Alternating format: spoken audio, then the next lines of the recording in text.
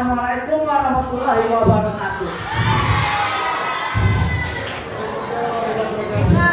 Oh, anak-anak zaman now, pernah kagak lu? Sabar dulu.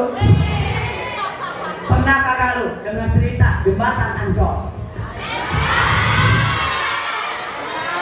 Itu loh, yang di sana tuh dekat tahun, yang misalnya dekat taman hiburan kalau siang hari, rame bener.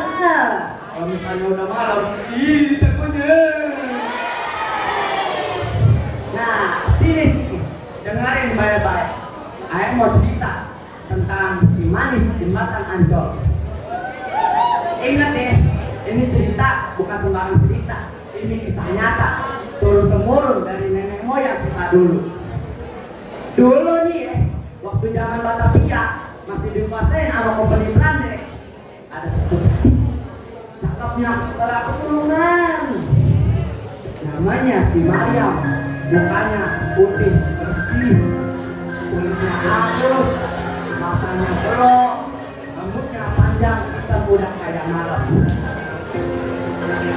Senyumnya, duh Gustimu Agung, manis bener, kayak permen bulan. Makanya orang-orang sono pada manggil dia si manis. Si Mariam ini dia bantuin Mani jualan kue, kayak kue ape, rangginang, apa yang dicek, alway. Nah makanya dia subuh-subuh buta, dia itu jalan kaki melewati jembatan Ancol buat pergi ke pasar. Kalau ketemu orang, nyapa, senyum, omongannya lembut, halus, gitu. Wakil-wakil sono pada demen sama dia. Nah tapi nih ya, yang namanya orang baik-baik, kagak ada yang tahu nasibnya. Satu hari nih ya, datanglah tuh Tuan Belanda lewatin pasar. Kok mata dia ngeliat si Mariam lagi jualan.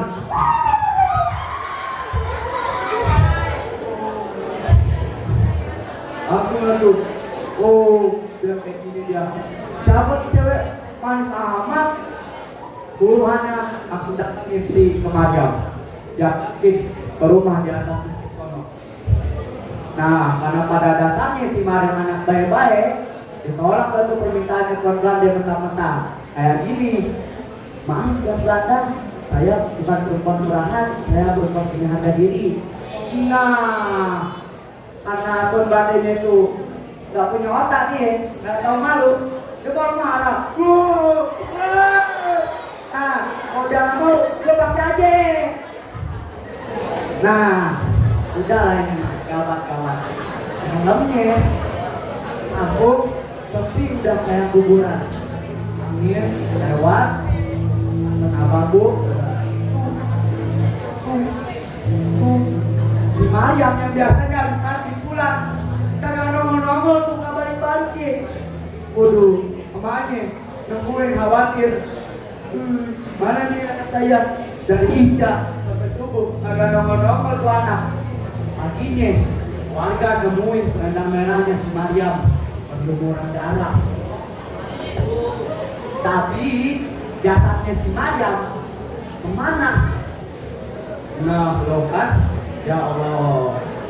Warga-warga mulai berspekulasi kayak begini.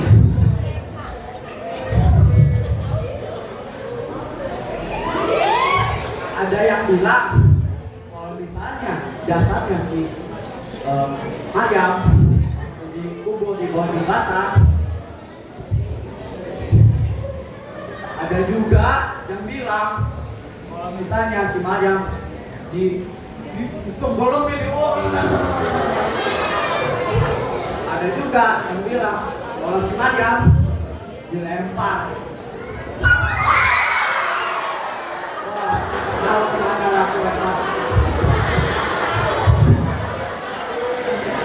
Nah, yang jelas nih ya, sejak kejadian itu jembatan Ancol jadi angker.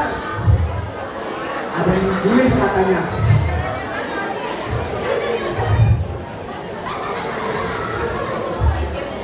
Nah, beberapa hari habis kejadian ada tukang beca lagi menarik ke tengah malam.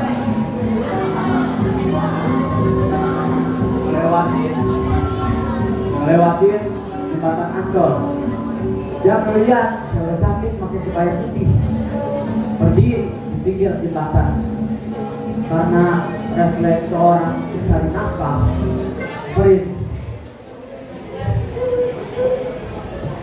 Naik non, si ceweknya naik sepanjang jalanan, hampir mau di jembatan, ditanya sama si tukang beca, "Neng, kenapa malam-malam begini masih di luar, Neng? Kenapa belum pulang? Emang kalian nyariin?" Nah, kasih jawaban di belakang. Udah, didiemin saja sama si tukang beca. Tapi waktu nyampe di jembatan, si tukang beca dilihat ke belakang. Gak ada siapa-siapa. Wah, karena saking kagetnya, si tukang becanya ngepot. Ya Allah, demi Allah, di situ ada orang tadi. Nah, warga udah pada mulai ngobrol. Kalau misalnya itu arwahnya si Maryam yang gentayangan. Maryam nongol-nongol, bukan mau nakut-nakutin, dia nongol karena hati dia masih perih.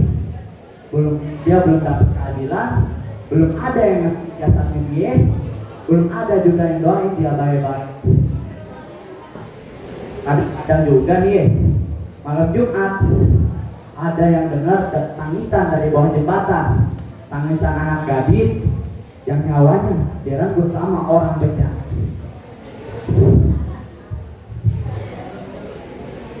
Saya begini tangisannya.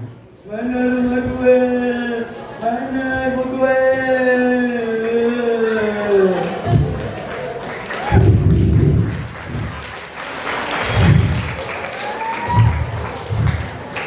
Nah, jadi nih, kalau SNJ pada ngelewatin jembatan Ancol tengah malam, gak usah ngadi-ngadi. Kalau misalnya ngeliat cewek cakep berdiri di pinggirnya, gak usah minta diboncengin. Neng, ayo Neng, naik Neng, kita pergi, kita gaskan pati-pati. Gak usah lah, soalnya itu mah bukan manusia, itu tuh arwahnya si Maryam, bisa jadi tuh. Nah, yang dia pengen bilang itu ada tiga. Yang pertama tuh, jangan lupain gue, ingat gue, sama doain gue. Nah, begitulah cerita jembatan Ancol. Tapi ingat sahabat tuh, ingat, ini tuh bukan cuma kisah setan-setanan biasa. Ini tuh kita tentang pelajaran hidup seorang gadis yang dizalimin dan seorang dan